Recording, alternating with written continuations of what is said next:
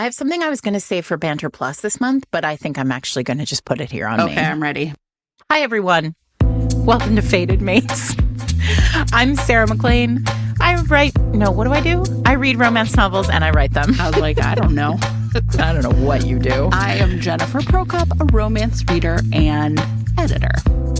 And this past week, the New York Public Library decided that romance novels are a thing. And they basically set up this like giant romance reader meetup.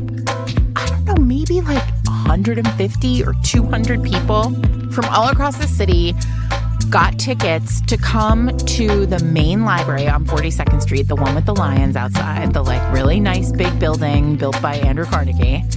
I don't know if that's 100% true, but it feels true. And that's all that matters these days, so it's fine. And it was an evening event, and like it was basically like New York romance people hung out and like fun. Did romance stuff in the library. And so not like did romance stuff in the library. You know what I mean. I'm glad you all know what I mean there because I was having a moment.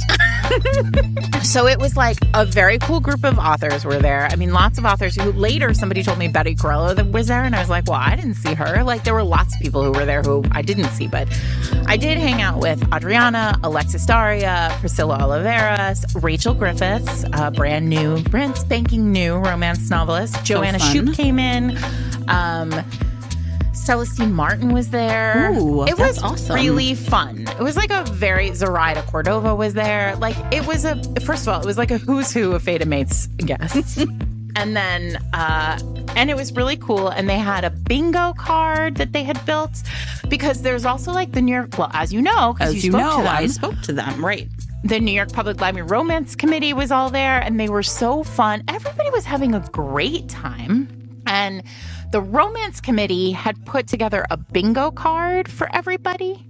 And the bingo card included like all sorts of like romancy stuff, like you prefer your team werewolf, or like you exclusively read books that have only one bed, or and one of the boxes was you get your romance recommendations from Fated Mates. Stop it. Isn't that so nice? I wish I had a picture of it, but I don't. That's amazing. I didn't do that. Maybe I'll email my new friends at the librarians and be like, can you send me the... And ask. It was really fun. And so the way that bingo worked was like you had to like mingle and like find people who could help you. I love that. Tick off your boxes. It was really cool.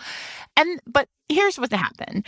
So when you got your ticket, you were also asked to bring a book for a massive romance book exchange. And like when you got there, it was blind date with a book. And so there was wrapping paper and tape and like crayons and pencils so that you could wrap the book up and then like blind date with a book, write your blind date with a book stuff on it. So we all did this. We all were very, focused on what books we were going to bring. We got there, we all wrapped up our books and put them on the table. And then they like told everybody that they could go and, select their books. So I ran into Catherine from the Rip Bodice Brooklyn there. I mean, like it was really honestly kind of amazing. Like everybody in romance in New York was in this room. I ran into Catherine and some of her friends, and Catherine had picked up a mass market sized book, and all it said on it was Romance in Italy. And so she and I were looking at, she was holding it was wrapped. And I was like, what is this? And she was like, I know, it's weird, right? It's mass market. And so I was like, wait, I want to try and guess, like before we open this up. And I was like, in Italy, it's mass market. So maybe it's like historical, like there was no mass market on the table at all. And I was like, this is wild. Like actually, that's not true. There was one mass market and I can't even remember what it said, but I put my finger on it and I was like, this is Joanna Shoup book. And it was. Amazing. This is where our particular set of skills really sings. So this is why I was really struggling with Romance in Italy. Like, what could it be? And then I was like, romance in Italy in general is rare. Like there's that one Bella Andre, but that's not a mass market. And then I got really frustrated because I could only think of one Romance in Italy. And I flipped it over and I did that thing. It was wrapped in white paper. And I sort of did that thing where I tried to figure it out. And I was like, oh no, because it had like big block letters on the back. Yeah. And I was like, this is not a romance novel. I don't know what this is. Lady Chatterley's Lover. Did you then find the person and expel them from the gathering? So then I was like, there is an imposter in our midst. I was basically like, close the doors. No one leaves. We're figuring this out. Someone just threw a bomb in here. Hercule Poirot. I was like, we got to find the person who did this bullshit person who thought this was a good idea. And then I told the women at the library, I was like, I have a point of order for next time. It should be like, if you leave Lady Chatterley's Lover, like, then we have to figure out who the imposter is. It's like, or like you go home with, Fight Club, that book or whatever by that guy. Yeah. You don't deserve nice things anymore. One book said not a romance underlined. So at least there was that, right? And then it was like, trigger warning, drowning, get ready to be sad. And I was like, what is this doing here? And then Adriana found somebody who had a Gloria Steinem biography. And I was like, some of you have misunderstood the assignment. Yeah, they're like, I'm just going to bring a book, I guess. But also, Jen, it was really a delight because there was an older gentleman there who, so on every table were like wrapping stuff and bingo cards. I'm going to print up little stickers and go all over the city of Chicago and just put like a little sticker on every copy of Lady Chatterley's Lover now that says romance in Italy. Imagine, like, poor Catherine. Also, I could do that on Romeo and Juliet. Of course. I mean, what I will say is we didn't open it. We just we sleuthed out that it was Lady Chatterley's Lover, and then she threw it back on the table. Yes, she did. On every table were, wrapping stuff and some other cool things, stickers, bingo cards, and a puzzle. And I was like, what a nice addition. And they were like 100-piece puzzles, like easily completed in a couple hours. And so I was like, that's such a clever idea. There was one older man who was there. He was not there for the romance novels, Jen. He was just quietly doing his puzzle at one of these tables. And I was like, this man is perfection. Like, he was just like, I don't know what's happening. I don't know why all these people are being so loud. Like, I just want to do my puzzle in peace here in the Celeste Bartos Forum at the New York Public Library main branch. That sounds delightful. It was really fun. If you're in New York, you can go and sign up and go to the library website and sign up to be notified when we have another one. And as I understand, they will be regular occurrences. And they should be because so many people were there. It was really fun. Those New York Public Librarians are the best. They are. And everybody loves you, Jen. I ran into them both, and they were like, Jen's the best. We had such a fun time. And I was like, Jen is the best.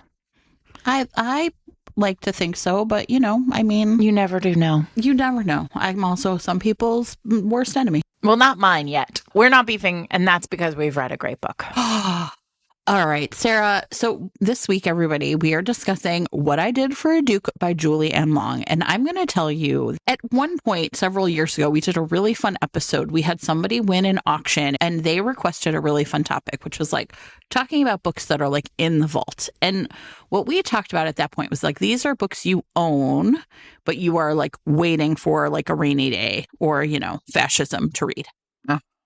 And I am going to say that I'm going to put What I Did for Duke in a bit of a different bucket because this is not a book I owned, but this is a book that I have seen people talk about for years. Yes. And it is a book that those people are passionately in love with. Like, yes. I have seen romance readers I deeply respect their advice, their recommendations say that this is one of not just their favorite Julie Ann Long books, but one of their favorite historical romances, full stop. Yep.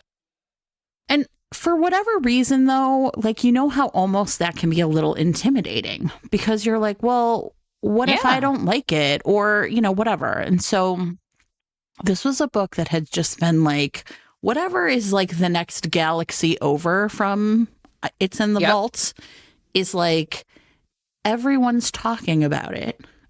I trust those people, but for whatever reason, I am just going to leave it there for my my next starship, right? Yes. When I read The Beast Takes a Bride, because everyone knows I am absolute fucking garbage for a Beauty and the Beast retelling. Yes. And I loved it so much that when we talked about doing a read along, like our next read along, I was like, you know what, let's do this. What I Did for a Duke. Everyone says this book is amazing and I've never read it. In fact, I literally had to buy it. It was like, I mean, I was like, wait, how is this not even in my, on my e-reader? So that was sort of like the way that I came to this book, because I'd been so aware of it, but just really was like, I don't know, I'm flying too close to the sun.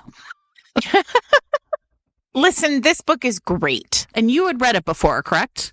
I read it in 2011 when it came out.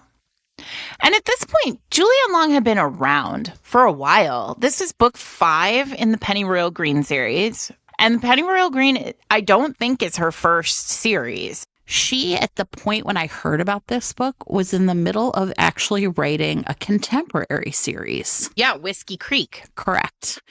And I think I read one of those and liked it, but was not at that point, I don't even remember which one it was. I liked it. It was great. You know what I mean? But I think I was kind of like, oh, well, I'll just wait to get to this historical. So, I mean, I think that's the other thing is at that point she had been, was kind of like doing both, right? Now she's, I think, back firmly writing historicals. Actually, now that I'm looking, I feel like there was one series before, and then now she's writing the Palace of Rogues series, which is different. So there are 11 books in the Pennyroyal Green series. Talk about a woman not afraid of a long series. My God. No, it's terrific. But also, of course not, because this is a small town. And a big-ass family. We've talked about this a lot just over the years on random episodes, but for a long time, Regencies were just small town romances packaged in historicals, right? Even the London of it all felt like a small town because the aristocracy was such rarefied air.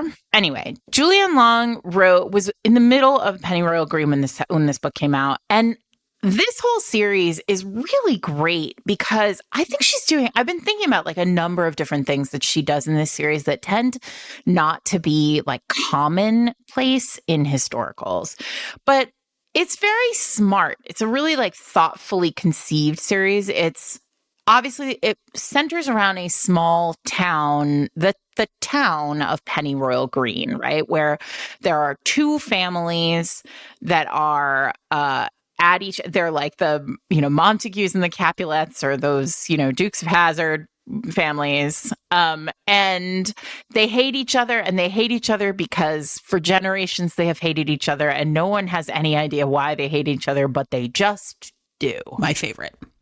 So that's the sort of backbone of the whole series. The first book, Perils of Pleasure, I think it's called, is it begins with this kind of there's the youngest son of the Eversea family is about to be hanged for infractions, and then he is saved, and then they fall in love, and it's sort of the whole series is teed up with this big kind of wild setup.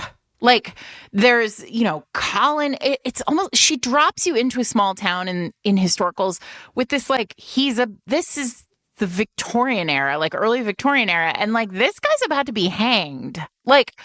And so you sort of have this feeling of what everything feels just heightened in these books. All the characters are dialed up, all the events that happen feel big in some way.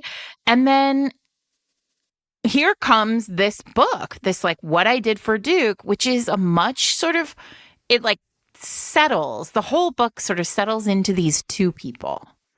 One of the things I think is really interesting, though, is that all of these, maybe not all, I don't want to speak to all, but I'm now down the rabbit hole of rereading these Pennyroyal Green books. And what's really interesting is at the beginning of both the first book and What I Did with the Duke, the POV is a third character. Guys, this book is so good. It's really great. Okay, wait, I feel like I should go back and be like, I was like, oh, all these people said it was so great. And I was like, oh yeah, they were right. This book slaps. It is so from the jump. And that is the part that I was also really interested in, because I will read a book out of order. And in this book, Sarah, I'm not gonna lie to you. Do you want to hear this? Oh, I did not even read the back of this book. I was like, all right, people love this book, I'm going to start it. Yeah, no, I rarely read a back if somebody recommends me a book. I just dove right into the pool. And then I was like, wait, who is this chaos readers? Who is this idiot crawling up a tree? And it turns out it is the heroine's brother, Ian. And what happens is he is essentially having a delightful little affair with the fiancé of the Duke of Lady Falconbridge. Abigail. Yeah. Does she ever get her HEA, or is she just on the road now? I don't remember. I think she's out in the wind. So anyway, she went to Italy, if I remember correctly, after this situation. So Ian has been climbing up her trellis, and they've been having a little hanky-panky, and tonight is the night they're going to seal the deal, go all the way. He's pretty sure, because she said to him, I'll be naked in my bed. Yeah, and it's been 3 nights. So, and of course, third date rule here. Correct. Well, and of course, the thing now here, let me tell you, when I was like, wait, what's going on here? Because if these two are the actual main couple of this book, then this book is not starting in the right place, right? So I was like, I guess I have to figure out who these main characters are. And I was like, okay, it's not Ian. He's just a distractor. Well, the Alexander, how do you say his last name, Sarah? Moncrief? The Moncrief, yeah. Okay. Alex Moncrief is the Duke. And just as Ian takes off his clothes and slips into the bed with the beautiful Lady Abigail, there is the sound of another person in the room. And perhaps... And that person is incredibly pissed off. And it is the Duke, right? Yes. And he's dark and angry. Definitely. And, yeah. I mean, you get the sense that this man could easily just dispatch young Ian without thought. Listen, the rest of us are made up of the regular stuff people made up. This gentleman is completely composed of revenge molecules. And so Ian is, not to put too fine a point on this, he throws all Ian's clothes out of the room and then is like, go ahead and climb down. Basically makes him climb down the tree. And the part that is really amazing about it is, and this is, I think one of the things that, well, let me, essentially Ian's is kind of has the gall to sort of ask, okay, but what are you going to do? I understand that there will be more coming me. You're made of revenge molecules. and it's he was not a kind man. He did not forgive. And it was true. Nobody liked him. What makes you think I intend to do anything? Basically, it is very clear that he is going to take his revenge, but he's going to figure out, take some time to figure out what that is. So in that moment, in that very first scene, he feels very, the moment he speaks from the darkness, you're like, oh, no, wait, that's the hero. Silly me. There he is. Oh, wait, there he is. This is like me. I was reading some book the other day, one of these MC romances I like, and they described the, brutal, terrifying enforcer. And I was like, where's his book? I'm a garbage human. Exactly. And it's interesting because this is often my problem with small town romances in general, right? Which is I'm so intrigued by so many of the side characters, like Polly, who works at the pub and is obviously in love with Colin, but Colin's married at this point. Yes. So what's the deal with Polly? Polly's not in a future book. And I'm sort of was there a plan, Julianne? Were you supposed to get to Polly? Who was she going to end up with? This week's episode of Fated Mates is brought to you by Lumi Gummies. Consistent, mellow, and super delicious, Lumi Gummies are specifically designed to make you feel good, not stoned. So whether you're looking for an end-of-day distressor or a midday mood boost or help getting the best sleep ever, Lumi Gummies has a strain that's right for you. So Jen uses them. We've talked a lot about this to get sleep. And I have been known to have a husband who walks past me when I am just on the ceiling, spiraling a bit, press a gummy into my hand and say, maybe you want this. So I think I'm in the end of day distressor, but sort of, it's not always at the end of the day. But I want to talk about midday mood boost here because I met somebody the other day who is a writer who told me that she takes a gummy before she writes, which feels very like Hemingway, like write drunk, edit sober. But the thing about Lumi Labs is these gummies are sort of designed to not make you feel super stoned or really stoned at all. So the reality is that she takes a gummy and then like feels creative. She feels energized. This is how she kind of focuses and gets herself into the rhythm of writing. And I got to tell you, I am armed now with Pina Colada Kush, which is a sativa dominant gummy from Lumi Labs. And I'm going to do that this week. I'm going to try writing with a gummy ahead of time. Yeah. See if it gets me focused. Because right now my problem, like a lot of people, it's so hard is to focus.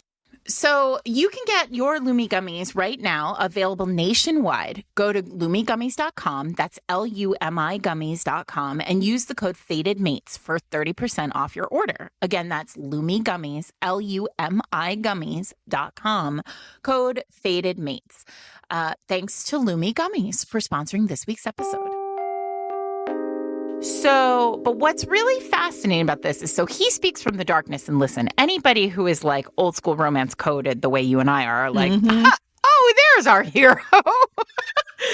Now, the problem is that he's real old school. And I think, and we'll get into the fact that this is a big age gap romance too. And like, there's a lot going on here related to like age and experience and maturity and what we want in the world, like what we think we want versus what we actually want. Like, this is a really like thoughtful, nuanced book when it comes to that.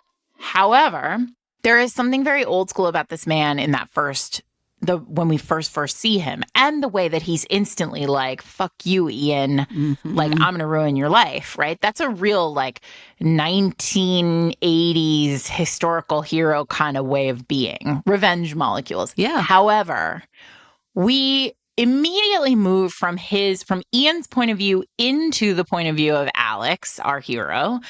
And when Ian like, he throws Ian's stuff out the window, and Ian's like out the window naked doing whatever it is he's doing because his book doesn't come for a little bit longer, right? And then Alex turns to the bed where his fiancée is. Yes. And he thinks to himself like, she's so beautiful.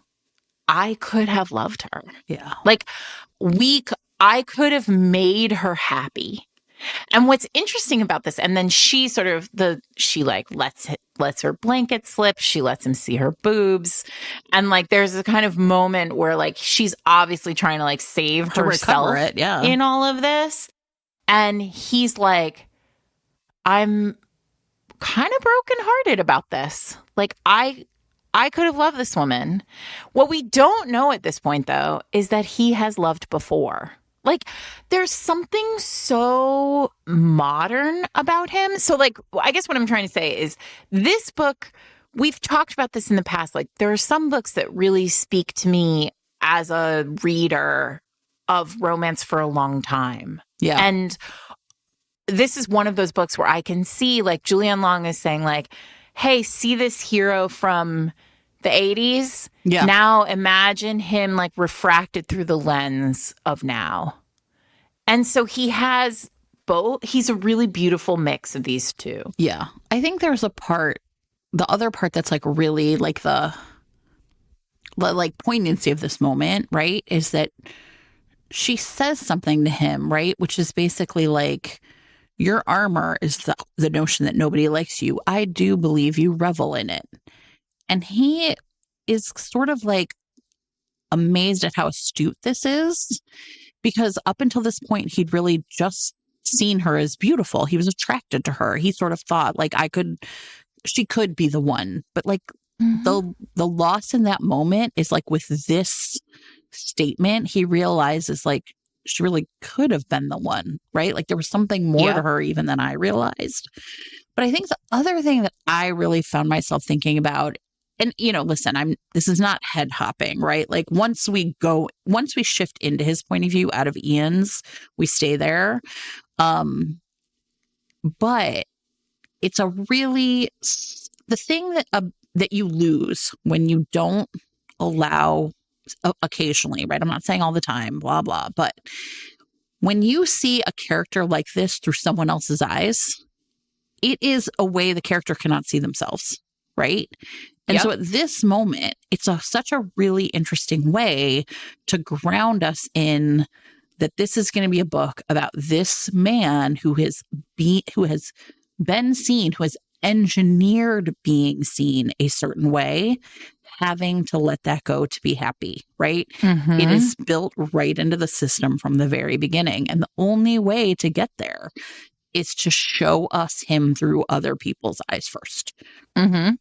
It's brilliant. It's such a brilliant setup for like the journey that he's going to go on. It's so clever, and it's so cleverly done because another author, right? I say this all the time, like you can have romance is not all romances are the same. I'm just so annoyed by people who say it because this tee up, right? Ian Eversea has like ruined my wedding, humiliated right? me, cuckolded me.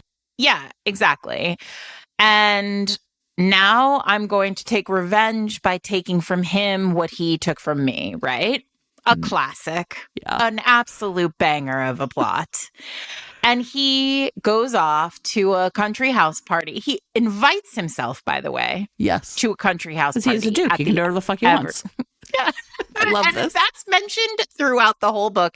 And listen, this is one of the greatest things about historical romance that, like, basically, you want to know why that character could do whatever it is? It's because he's a fucking duke. Yes.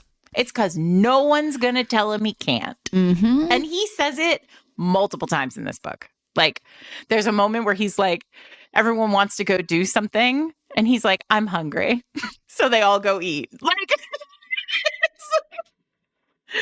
or like a moment when he's staring at Genevieve, his heroine, across a dinner table. And like everyone notices, but no one says anything. Because he's a duke. What are you going to do? Anyway, so this duke invites himself to a country house party at the Everseas house. And they're like, I guess he's coming. And then Ian is like, oh no, this is going to be terrible. And then we get there and we know the tee up. We know he's already said, I'm going to seduce the boring, like plain looking one, sister, Genevieve, and leave her high and dry. And that's just going to be that.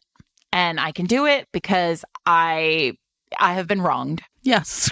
And then, of course, we've seen this happen a million times, right? Where like they soften to each other. He realizes she's not that boring. She's not that plain looking. She's very clever and she's stunning, right? Like when she smiles and it's all perfect. And in the hands of another author, this could have gone to, and then it's revealed and that's the dark moment of the book. Yes, and like it's Sarah. All broken, but she clocks it. I was so delighted by that. So here's what happens, right? So the chapter 1 ends, and I thought it was smart. It's not a prologue. It's chapter 1.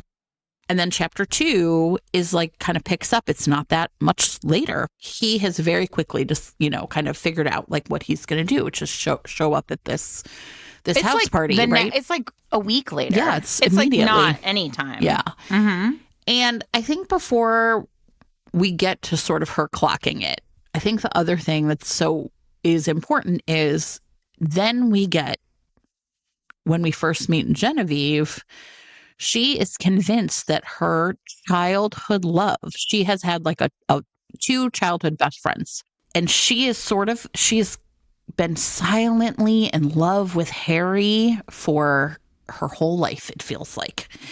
And the third of their kind of trio is their friend. And Harry is young, is her age. She's 20.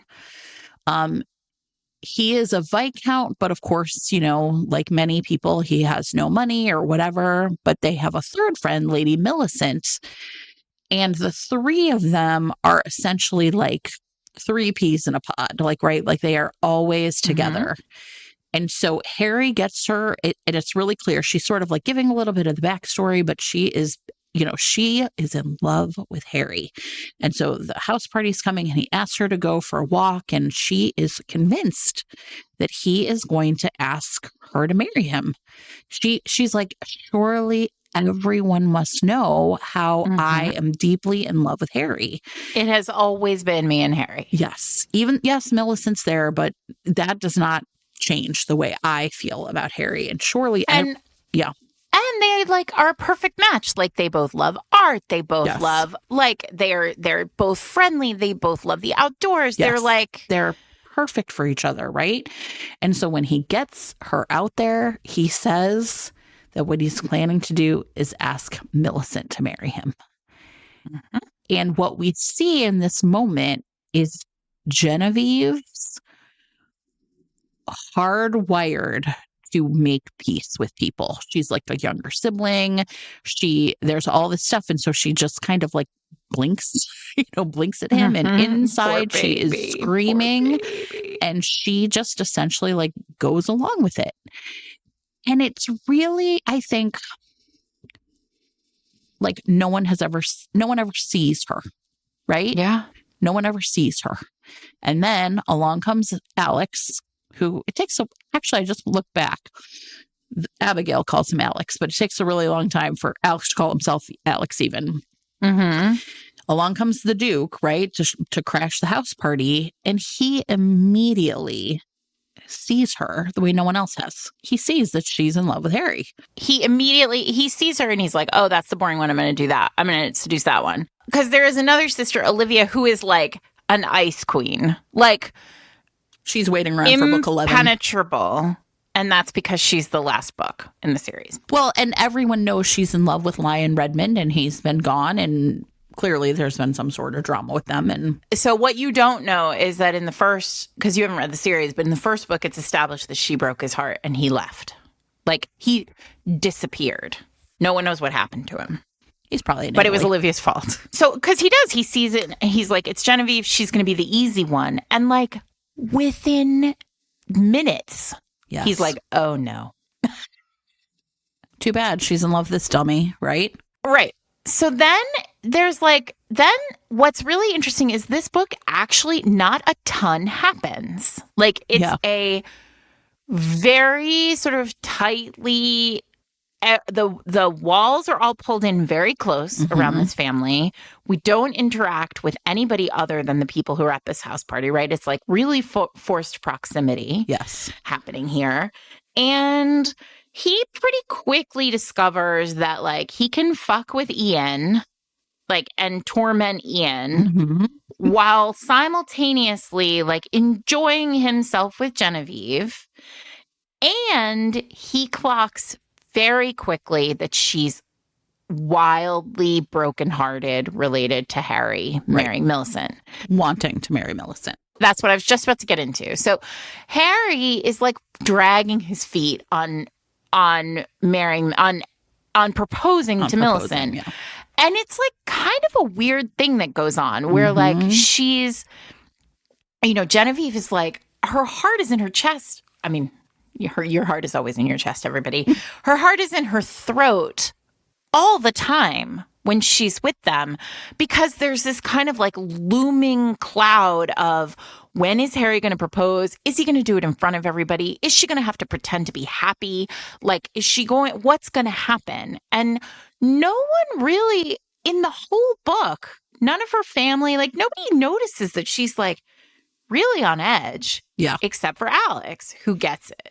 And like instantly is like, oh, I can simultaneously mess with Ian and enjoy myself by being with this woman who's like the most entertaining person at this party. And also like convince her that what I'm trying to do is like make Harry jealous. And there's a great moment where they're sitting together and they're like on a grassy knoll. And like he says to her, like, you're in love with Harry. And she sort of demurs. And then he says, has he kissed you? Like, have you kissed? And she says, he kissed my hand. And it was the greatest kiss. Well, she doesn't tell him it was her hand. She does say, he kissed me. Oh, right. And he guesses that it was her hand. It's so humiliating. I mean, he's so her. clever. Oh, God, he's such a classic romance hero because romance heroes are kings. Yeah. And romance heroes know everything. And so, like, he's like, it's the hand. And she's like, and she blushes because it was his hand, her hand, rather. They're on a grassy knoll and everybody's like sort of away. And then Harry turns back and like looks at he makes her laugh. Right. Alex makes Genevieve laugh and she laughs and it's like real. It's like a real laugh. And he takes it as like full triumph at his own. Like, yeah, he's so arrogant. He's like, look at me. I'm amazing. And then Harry looks back and they all notice that Harry, and the writing in these moments is really great. Oh, so because good. God, it really the is. POV is obviously it's all third person, and you're usually like through the lens of one character, but there are these moments where Julianne Long lets you see she pulls you out and you see the whole game board. And then Genevieve is like, wait a second, why is Harry glowering over here? And it's because Alex has put like 2 fingers on the back of her hand. Yeah.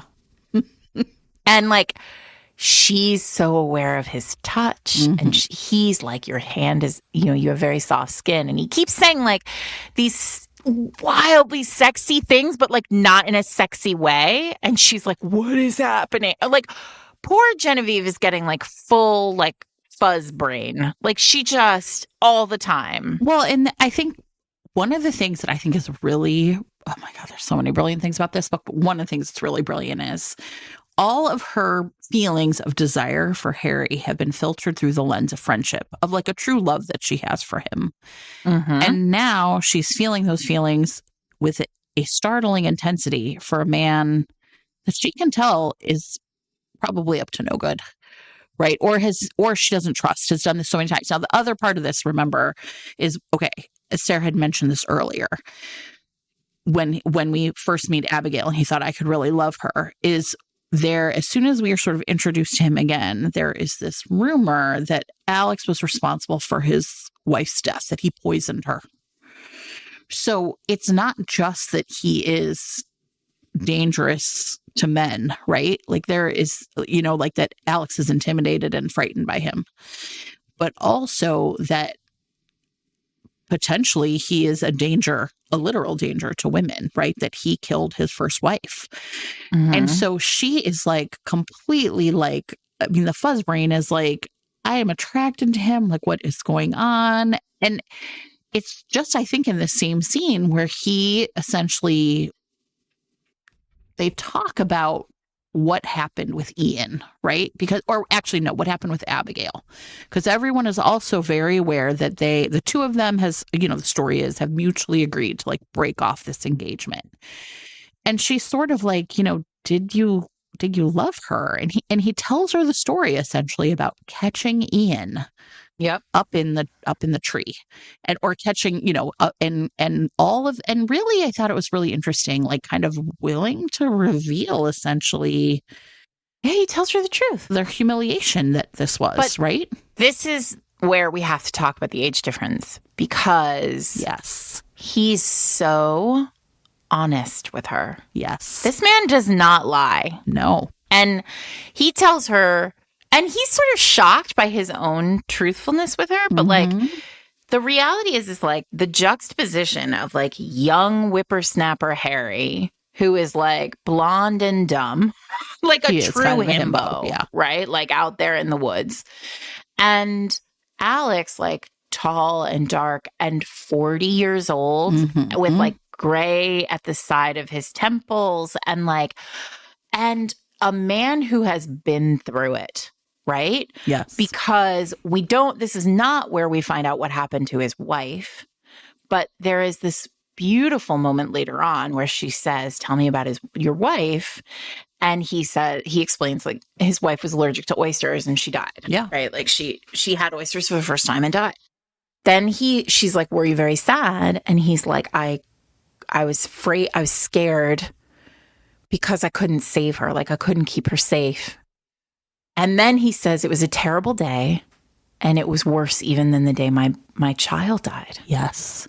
And we're all like, none of us knew that. And she didn't know that they'd had a baby. And she starts to ask these really interesting questions. Like, did you love her? Was she very beautiful? Mm-hmm. And she says, was she very beautiful? And he's like, what a thing a woman would ask. Like, and he was like, you don't want to know if she was beautiful. You want to know if you are more beautiful. Yeah. And he's like, and it doesn't matter. She was beautiful to me. Yeah. And like, there are these powerful moments in this book where he's like, yes, really over and over grown. Again. Yeah. He's like a grown man saying grown up things. And Harry is a child saying childish things and doing right. The juxtaposition of these two men and the disgust that Alex has for Harry. Yeah, we'll talk about that at the end because it takes a while. But he's a little bit disgusted at the end, he's disgusted for a real reason. But like, he's pretty disgusted by Harry from the jump. Yeah, it's true. Like, it's true. Even when, listen, this is spoilery. So if you are going to read this book, go away and then come back. But even before everything that goes down, explaining like where Harry's at, he hasn't made the move to actually propose to Millicent. He's sort of after Genevieve again. Like, he's not saying what he really thinks. And like, this man has been through it. Yeah. And when he has something to say, he says it. This week's episode of Fated Mates is brought to you by Avery Flynn, author of Airhead, a Hardigan's totally 80s hot rom-com. So this is a 20th century historical, everyone. And it is the story of the mother and father of Avery's famous Hardigans, who are the stars of some of her biggest books.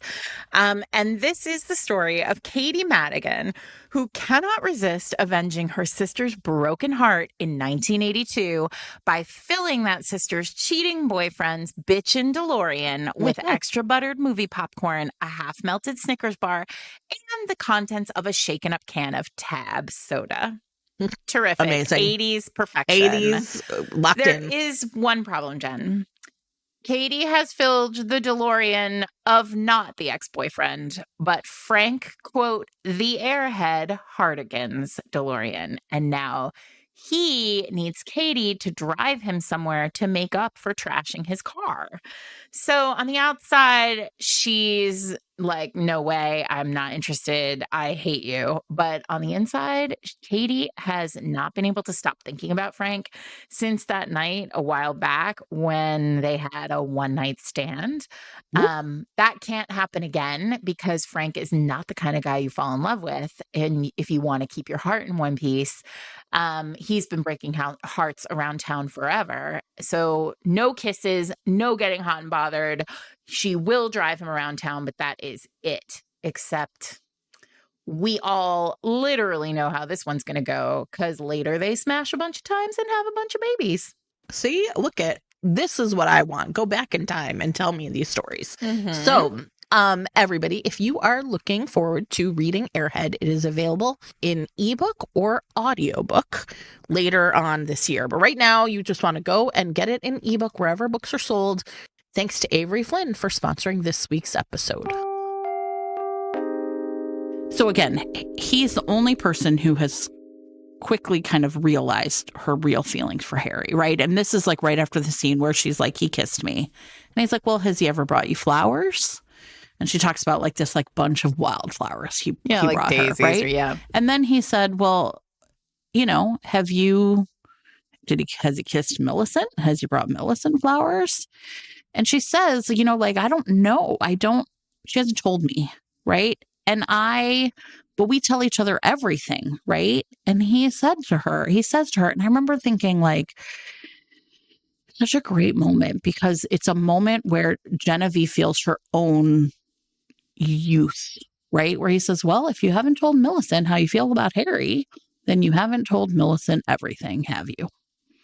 And she just feels like a fool, right? And not that he's and I want to be clear, she's not saying he's making me feel foolish. No, he's right? not treating her like she's silly. In fact, he's treating her like she's his equal. Right, exactly. And this, I think, is really important because this is not something anybody has ever treated her like. You know, her mother is essentially like, oh my God, there's a Duke here. Like, you're going to do some things. Like, this might be an opportunity for you. You know, her father's kind of always yucking it up with him. Her brothers just treat her like they love her, but they treat her like she's young. Olivia is just too cool to be believed, right? And Millicent is whatever a himbo is, but like she's not a bimbo, right? Like she's not dumb, but she just wants to paint kittens. That's all she wants out of life. And listen, I support that. It's hard out here, girl. You really, it's like there's this moment where you see that like Alex is the first person who has treated her like a real person, right? Like he sees her. Meanwhile, through all of this, everyone, you're thinking, well, okay, again, like you said, I can see exactly how this is going to turn out, right? He's going to, continue on his revenge plan because that's how, men are. And that's how romance heroes do. Right? And that's how it's going to happen. And that this is going to, like the same things that we think are going to happen is going to be exactly what's going to happen. And it's not actually too far after this conversation about Millicent and the birds or whatever. And then he finally tells her about like what Ian did. And she sort of she figures it out. Like, what do you plan to do? She's sort of laughing, seduced and abandoned me. I showed you, Ian Eversea. I just spoiled your sister because you just spoiled my fiance, right? And he's like, well, when you put it like that, and it's like, and this is, it's a third of the way through the book. And I thought, no, it's so great. And all of a sudden you're like, wait a second. Now so what is going to happen? Exactly. Right? You think you know, and you don't know. Oh, can we talk about nighttime shenanigans though?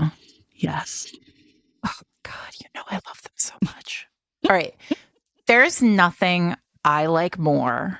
And nobody who's ever read a Sarah McLean novel will disagree. Right. Everyone knows this. They're going to be like, yeah, Sarah. Is like things that happen at night. Secret meetings at night. When the house is full of people and we're not supposed to be anywhere near each other. Right? I mean, it's just so great. And it's like, it is the best. So throughout this book, this book begins with like a secret assignation at night. And then the first night that after they've had their first walk, she's at the window and she's like dressed in her room. She's dressed in her nightgown and she looks out and the Duke is in the garden and he is quiet. He's sitting on a bench and his like head is in his hands. Mm-hmm. And she's like, she sort of vaguely thinks like, I wonder what he's up to out there. But like, she doesn't care. She loves Harry. She's going to bed. Sure. And then like, they like spend more time during the day. And then the next night she's like convinces herself, she tells herself she needs a specific book from the library. And she goes downstairs to the library and she walks into the library and he is in there alone. Yeah. And he turns and she looks at him and then she gets full panic and runs away. It's so awesome. It's so great because, again, another author would be like, and now they talk. And instead, she's like, oh, shit. Yeah. He's tall and handsome and dark and brooding at the window. Mm-hmm. And now I have to run away. What am I going to do? Run away.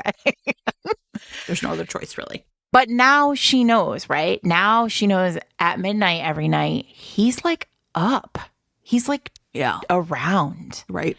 And so the next night she goes and she tells herself like she's got things to do. Like she's certainly not looking for him, Jen. No, of course not. But it's like she goes to the library and like he's not in the library. And then she's like, I better go check for my embroidery in the other room. And then she goes into like the blue salon and like he's not in there either. And she's like, and then she goes into the gray salon and he's there. Yeah. And he's drunk because he's been gambling. That's the other thing I was going to say. We have to talk about with all the men. Yeah.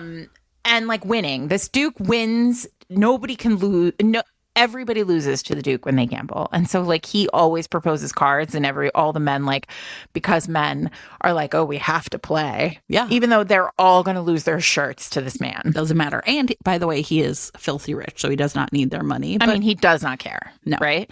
So he's at the window and he's like disheveled. Like it's clear that he's like gotten comfortable gambling and like he does nice shirt's weirdly buttoned and his cravat's undone and his hair is chaotic. And she sees him and she's like so happy. Like she's so finally rewarded with this like it's dark and this man is there. And then they like have this intense conversation and then they kiss. And this kiss is top 10 romance kisses of all time. Well, and the thing that you have to remember, or we didn't talk about it, is the first time he talks about like the kiss on the hand, right? Mm-hmm.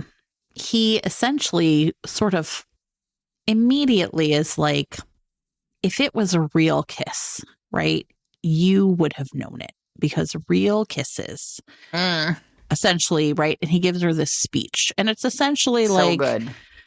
Kind of like the speech in Bull Durham where he gives her the whole, like, you know what I mean? Like where he's basically like, if he had ever done this, you, gentleman or no, right? You would have known what it was like to be kissed by somebody who really wanted you. It's this amazing speech. And she's kind of like, you know, blink, blink. Right. And so this kiss, when it happens. So wait, but you're in his POV. Correct. And that's great. Listen, kisses should be in hero POVs. They really should more often because it's so much fun. Mm-hmm. And so he basically is like, he'd kissed a lot of people before, right? And kisses went, you know, one of two ways. And like then he articulates like what the ways are, right? Yeah. And then he says it had never occurred to him that like this kiss could go completely like could go sideways into a new way of kissing. And then he says he was hers now. Like, oh, fuck. Yes. This kiss with this, like, dumb virgin is so good. Yeah. That now I belong to her. Yeah. Well, and this is... he is... Right. He's just gone. Yeah. Like, it's so perfect. Well, and that's what he told her. It was like, a kiss like that should haunt you for the rest of your life. And now he's like... I'm kicking my own ass because here we are. And this is when we start to see what Julianne Long is going to tee up for the end. Mm-hmm. Because she says, was it like that? Like, did the kiss deliver what you promised, what you said kisses should deliver? Mm-hmm. And what does he say? Almost? I think I forget the word. Something like that. Yeah, let me look. Yeah. And he says, almost. And it's such a fucking lie. This lying liar refuses to admit. There it is, right? Right. Well, at this point, everything's out the window. He's not going to use her to get back at Ian. He's not like, he is done for. This man is trash for Genevieve, right?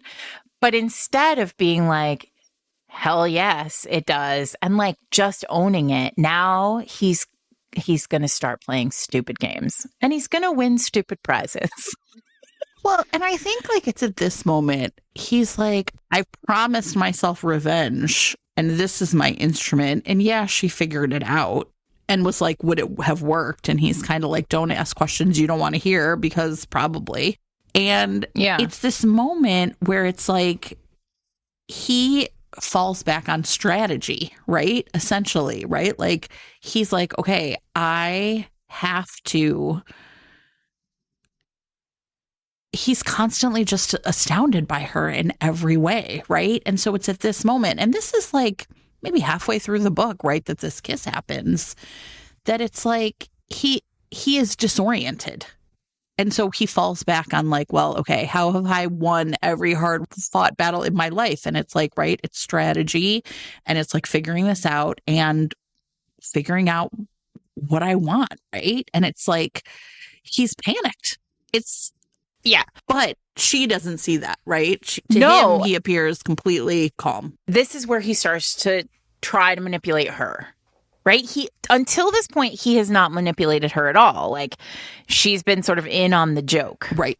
In fact, there's a great moment where she sort of sees her brother. She sees Ian, and it's just the two of them. And he says something about, like, why is she spending so much time with the Duke? Like, is he treating her well? And she says, oh yeah, he seems very, solicitous and very, concerned. In fact, he asked me the other day if you have made a will. Like, 'cause she's just like, now she's fucking with Ian too. Like, it's great. So, but here's the thing that starts to happen. So then the next day he says, I have a house nearby. Oh, yeah. And I think maybe we ought to go there. And he means the whole party of people, right? Not just the two of them. He's like, everyone's invited. Let's just go. You can see the grounds. Like, but more importantly, I have some art there that I'd like Genevieve to take a look at it because she's so into art and she's such an expert on art. And so at this point, we've known that, like, Genevieve's really into the Italian masters. Like, her favorite artist is Titian. We've all heard of him. He's very expensive. And and Harry also, like, loves art. And so. Oh, and this is the Venus and Mars kind of flirting that they've been doing, right? There's a Venus and Mars allegory, like, through the whole thing. It's very sexy. Like, they keep having these, like, flirty moments where he says something about, like, basically nude paintings and how all the women are about to get gunned down on, right? It's great. So anyway, so they get to the house and everybody's there and Millicent's there and she's looking for kittens and being chased by a swan. And, like, there's, like, also, it's a little chaotic, but it's really fun and sweet. And then, like, he takes her into the house and he shows her this, like, painting of a nude Venus, and it's a Titian. And then we're in his head, and there's this magnificent moment where she's like, she's like, it's priceless. He's like, no, everything has a price. Like, everything, it's not priceless. But in his head, he's like, but what was priceless is watching her love this painting. Like, he's like, he doesn't care about this painting. It could be, all it is a thing on his balance sheet, but, like, she loves it so much and he's so obsessed with her. Yes. He loves how she loves art. He could listen to this woman talk about art all day, every day for the rest of his life. He even, like, reads some books about art and is kind of like, what the fuck am I doing? What a sweet baby. What a sweet baby. And then Harry's like, oh, note the dog, note the this, note the that. And he's like, fuck off, Harry. Like, he's so over Harry and so completely gone for Genevieve. And it's so beautiful, except when he speaks to her, it's still this kind of, like, cool, like, we're playing a game. We're like clever and funny and, like, flirty and playing a game. And Genevieve, poor Genevieve, is, like, all tied up because he's so perfect, but she's supposed to love Harry, and Harry hasn't proposed to Millicent. Right. And, like, poor Genevieve. Right. So they get home and it's midnight and she goes downstairs and finds him again because he's waiting for her. Yeah, now he knows, right? And they make out, and then he's like, we have to go upstairs. Yeah. And so she lets him go upstairs. Yeah. And he's basically like, I'm going to fuck you. Yeah, like, this we're going to have happening. sex. Yeah. You're not going to be a virgin he's like, anymore. I want you. You want me. And this is how it's going to go. And they do it. And it's great. It's also, like, a really interesting moment where she chooses it. It's not that he's, again, like, back to that, like, he treats her like a grown-up, right? Like, he understands perfectly well that, like, as a virgin, this is not something they should be doing. He is not saying if we get caught or, I mean, he's really like, we both want this. I want you, you want me, let's just do this. Let's just do this. And I thought that was, again, like, I think the thing about this book that is so spectacular, I mean, many things, is at this moment, again, you're kind of like, it would be so easy to have an author have her say something like, well, but I can't, I'm a virgin, or I'm not married, or you're not intending to marry me. There's been no promise of anything else here. Mm-hmm. And instead she sort of says to herself, well, plenty of people have lost their time in like riding horses or whatever. This, right? Yep. It's great. She does realize that no one will ever have to know except her. And she chooses this. And I think that this is, to me, I don't know, it's just really powerful. It felt like, the way in which she was sort of saying, like, here's like, again, I think you mentioned earlier, like age gap, right? When age gap is kink, right? When he's just older and she's like, and he's daddy. And she's just like, I'm a sweet, innocent thing no matter what. This is not being played that way. Instead, his maturity, right? His knowledge, his experience allows her to essentially discover the parts of herself that she already trusted and then like make decisions for herself. The promise of this like relationship between them is not, I will be able to stay a little girl forever or young, or instead I will be on the fast track to maturity to those things myself by having someone treat me like this and being able to choose the things I want. Yeah. And the sex is so great. Like he's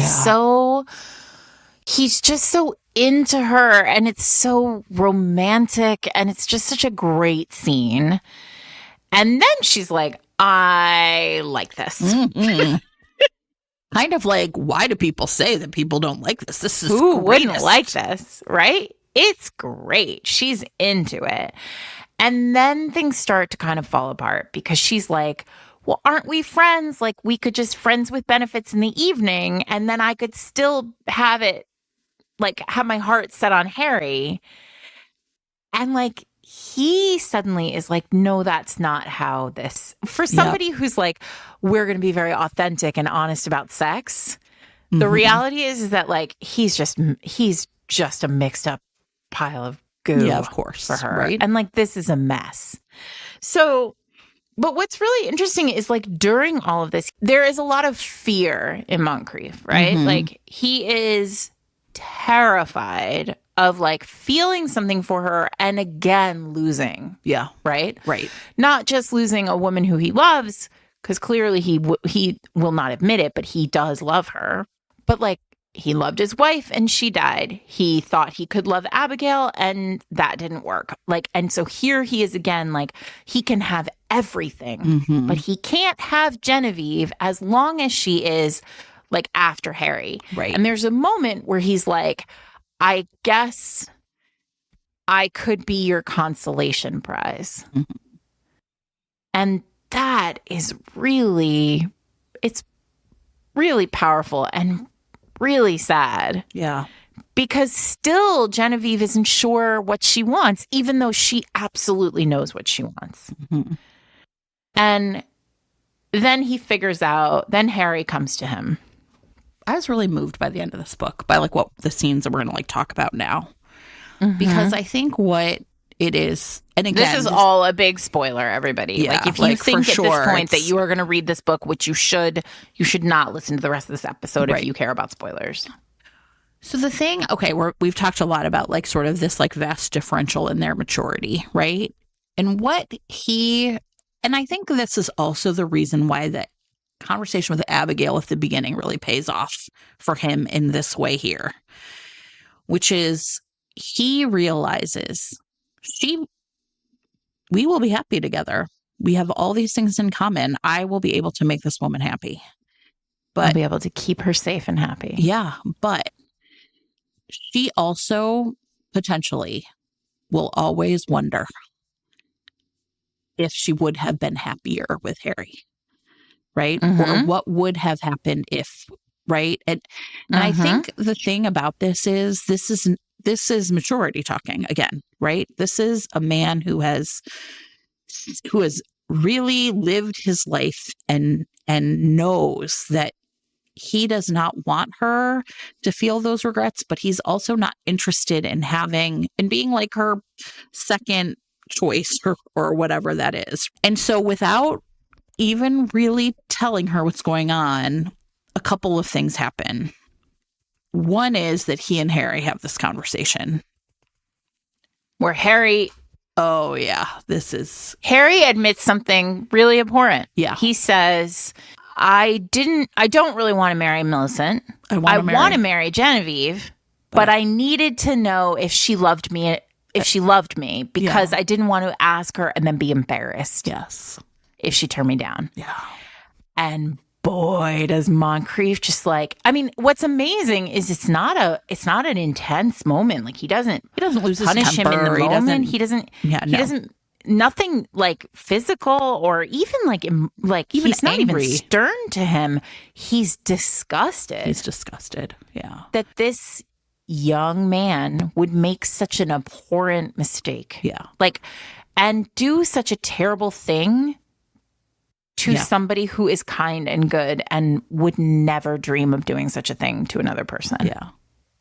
The narration's really interesting, right? Moncrief was difficult to shock, but the potent cruelty Osborne had perpetuated in the name of love speared him motionless. And he thinks this boy, and this is really interesting because he starts to refer to Harry throughout this scene then as a boy, right? Had nearly killed her out of cowardness. And he'd never known such purifying rage, he can scarcely speak. And he does say that to Harry, right? Just to be clear, in order to force a confession of love from her, you thought you might frighten her into showing her feelings. You thought you might break her heart in order to win her heart. What the hell kind of man are you? And it is... It's a great moment. It is a great moment. It's a great moment. I don't want to put too fine a point on it, everybody, but it is one of the greatest romance moments I've ever read.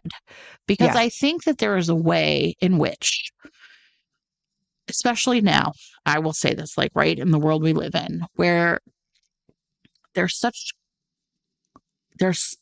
people really treating each other with not just casual, but intentional cruelty.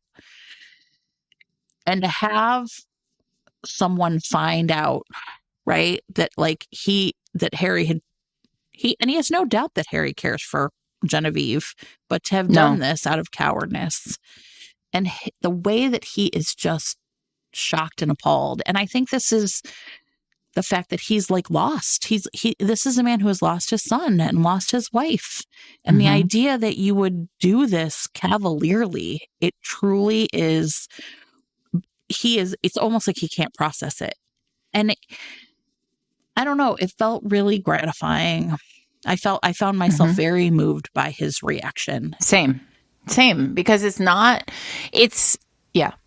what I will also say is if you are out there and you are thinking about writing an age gap romance, this book really underscores the importance of thinking about what it means for a man to be older. For the reverse, right? If for a woman to be older, what does it mean to have lived a life before you love forever? What does it mean to have experienced heartbreak, to have experienced humanity, to know yourself in the world? Yeah. And what does love threaten for you? Yeah.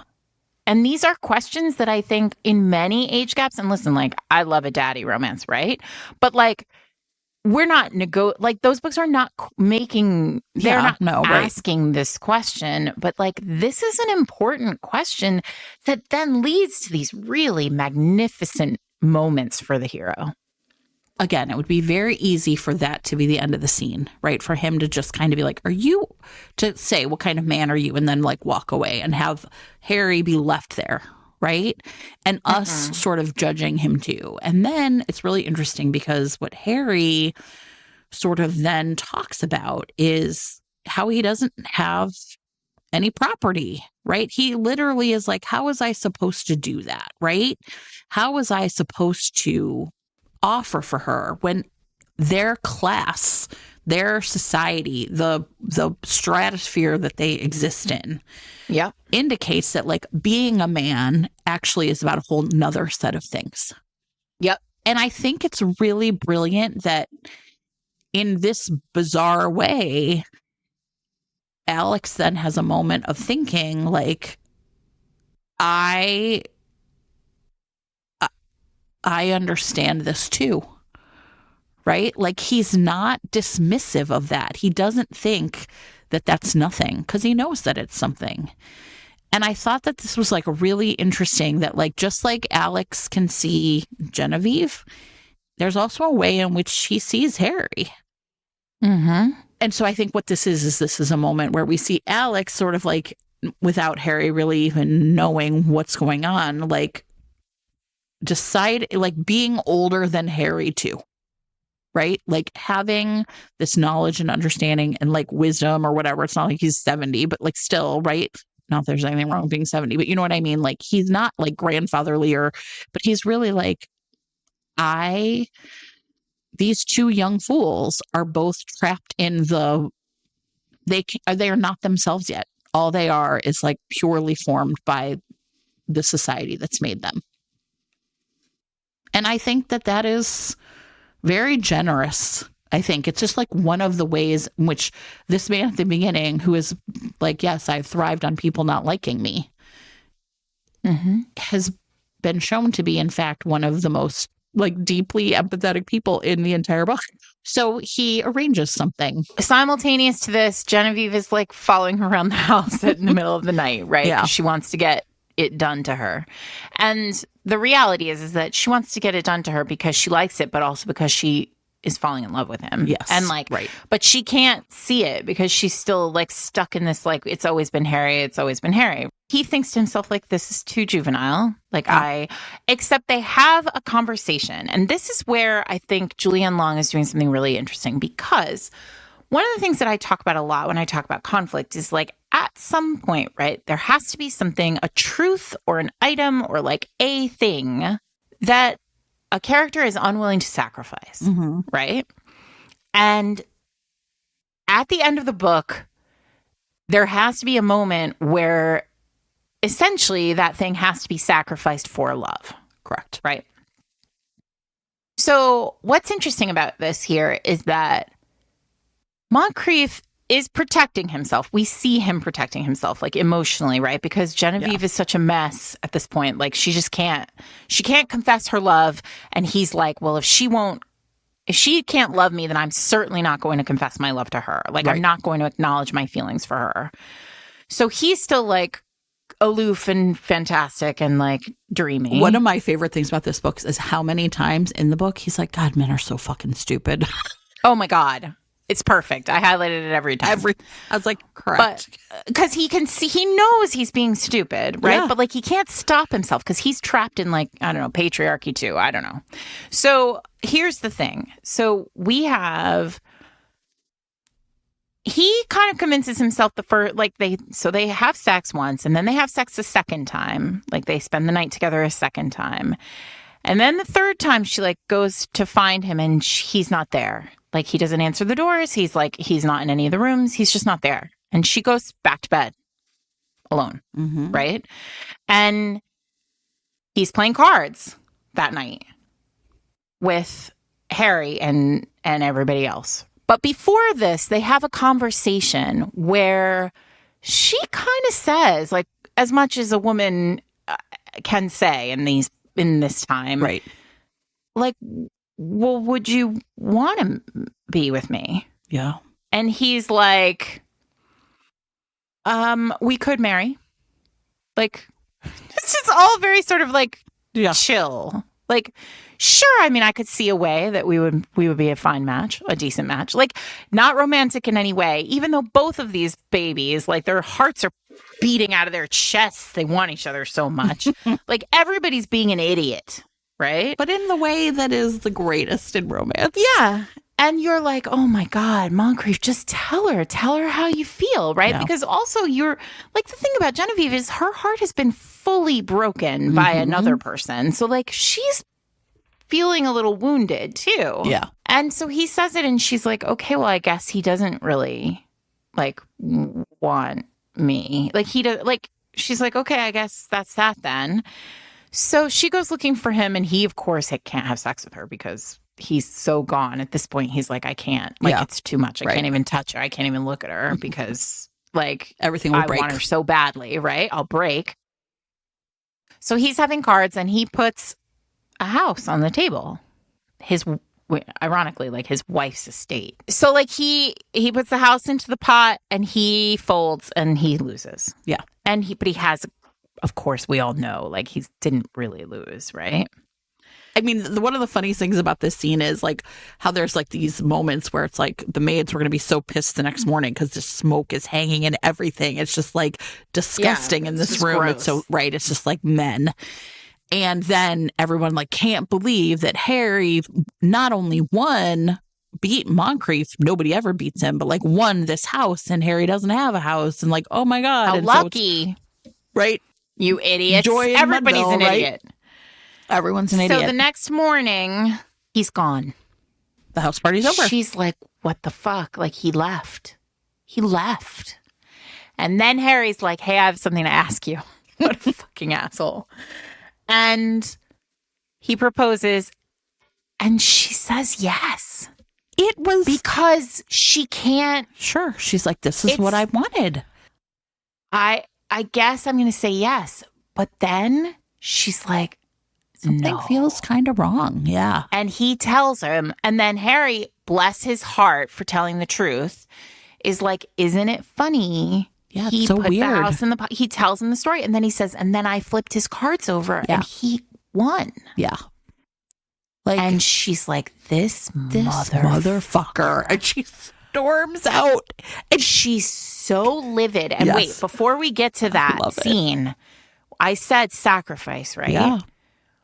Moncrief in this moment, right? Like through the whole book, through his whole life, like the one truth he holds to is like he is in many ways above everyone, right? Right. Like he is more mature. He is wealthier. He is the Duke who gets to decide what he says goes. So in this moment where he is, yes, of course, sacrificing Genevieve on the, like, for her own happiness, right? Perceived happiness. He also has to, for this book to work the way that it does, Julianne Long had to bring him down to a place where he also behaved with immaturity. Can I tell you how many times the phrase, they were like, it rained all night, it rained hard, they were in the mud, it was muddy, everyone was muddy, there was mud everywhere, like, yeah. And it's clearly because it's like, he's down in there with it too. All of them. Now he's down in the muck. And now he has to do something immature enough that it tees up Genevieve to be the grown fucking person who has had enough of this man and the way that he has nearly ruined them both. Yeah. And so she storms the fuck out of that house and goes to his home. Yeah. Well, and before this happens, I mean, like, she says yes to Harry, and he's like, he wants to kiss her, and he's like, it's going to be gentle. And she's like, okay, but I like it a little rough. I don't want that. Right. And then he gives her flowers, and it's like, he's like, they're the kinds you like. And it's like wildflowers he's chosen. And meanwhile, she has been embroidering these like dramatic like flowerscapes, and it's only Moncrief who understands. And so like, this is the thing where like, it's everything is wrong. It's like, here, I got the thing I wanted, and everything is wrong. Pissed. But also, like, rightfully so pissed for a man who is supposedly so grown and so adult and knows everything. She's and betrayed. Like, absolutely, like, this fucking man would behave in such a way and ruin both of our lives. What, on the altar of, like, being smarter than everyone else? Ugh, disgusting. And she heads off, and she goes to find him, and she is just, I mean, and everyone's outraged. Because no one's ever seen Genevieve have emotion. Correct. Right? You know, I thought you were going to mention this about the Harry scene when you were describing, like, the scene with him and Alex. But, like, when Alex says, like, what kind of man are you? The first thing Harry says back is, like, I had to know she never shows emotion. Yeah. Right. And he's like, she's been a hellcat in my bed for 4 nights. Like, what do you mean she doesn't show emotion? So off she goes to happily ever after. I think I know the answer to this, but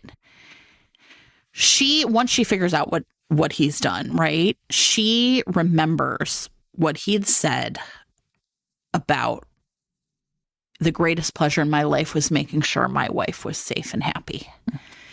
And she realizes, right? Like, she realizes he made it possible for Harry to propose for her. He'd given her everything he thought she wanted because he loved her. And it was all he could do for her because he thought that she loved Harry. And so she's like, this fucking idiot. And she like storms off, right?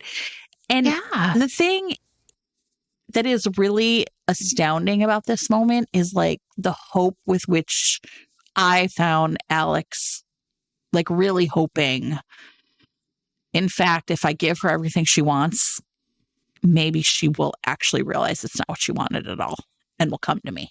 Right. You know, it's like, and he says, and then when she finally shows up, right. And she's just like yelling at him, right. Where he says, it wasn't meant to hurt you or Harry, but tell me, how would you have ever seen it otherwise? And isn't it better to know? Yeah, I mean, yeah, sure. I mean, like, this is one of those situations, right? Sure. Where you can read it both ways. Because, yes, of course, it is better to know, but also you're a fucking idiot. Like, of course. She did know. She basically went to him and was like, could it be us? And he was like, I guess it could be. Like, what an asshole. And I mean, what I love about it is that Julianne Long really is, it does seem like what she's doing is that she's threading that like perfect romance needle where like the hero has to, like a hero of this level of like, competence and arrogance has got to find a place where he is not competent and, has no right to arrogance. And might lose, right? It might be. Yeah. This is an interesting title to me. What I Did for a Duke. Yeah, I have thought about that too. And my wager on this is that it's actually not her title.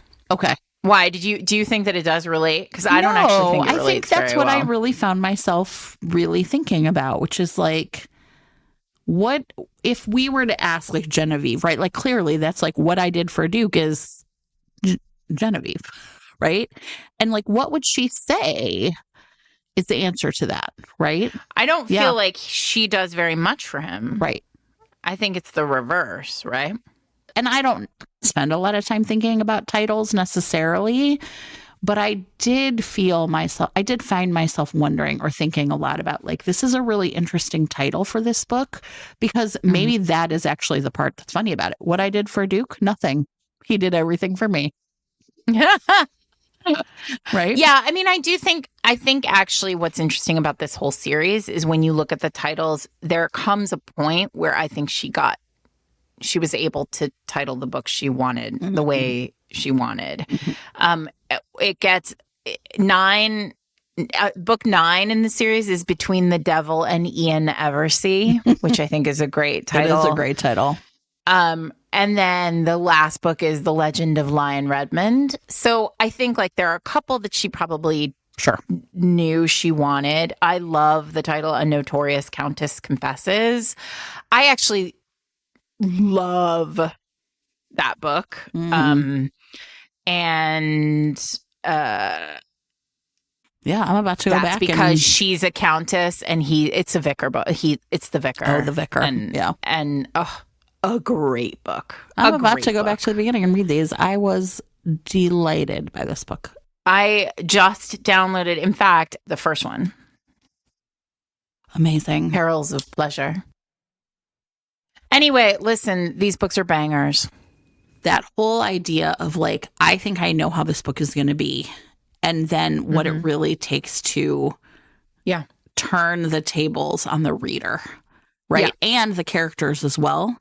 And I think like this is one of listen, there's nothing better than a perfectly executed trope, right? Like, but the fact that she figures it out and then they still fall in love anyway is chef's kiss. Big fan. Huge. Let us know how you feel about, I mean, God, I just love a romance novel. What a shocker, Sarah. I love that. 7.5 seasons, and you're like, yeah, these are great, by the way, everybody. Yeah, have you ever read a romance novel, everybody? They're super fun. This is a great series because there are 11 books in it. So enjoy yourselves, everyone. Have a great time. It's going to be the best. And eventually, the big question is, will those Redmonds and Everseas ever see eye to eye? They all fall in love with each other and are, having grandbabies. No, what's really fascinating, Jen, is they don't all fall in love with each other. Yeah, in fact, some of them fall in love with others. 10 books are other people marrying into this chaos. And just a constant, slow march toward Olivia and Lion. By the way, Lion, great romance novel name. Only available to historicals. Don't do that in contemporaries, but so fun in historicals. Thanks for listening, everybody. I'm Sarah McLean. I'm here with my friend Jen Prokop. We are Fated Mates. You can find us every Wednesday wherever you listen to podcasts. If you'd like to see our show notes, you can do that at fatedmates.net, where you can just click on show notes, see every book we talk about in every episode, and also find the information on whatever we've been talking about when we banter. You can also find us online at Blue Sky, Threads, and Instagram. And what else? Oh, and if you really love romance novels too, and would like to learn more about them or read more about them, or talk to other people who also love them, you can join our Patreon at fatedmates.net/Patreon. Don't forget to join me on March 31st at Astoria Bookshop with TJ Alexander and Joanna Lowell. I will be moderating a conversation between them for Trans Day of Visibility about transness in romance novels. What else? You got anything going on, Jen? Don't talk to me. I'll be reading books. Spring break. That's it. Don't talk to Jen. All right. We love you guys. Have fun. Bye.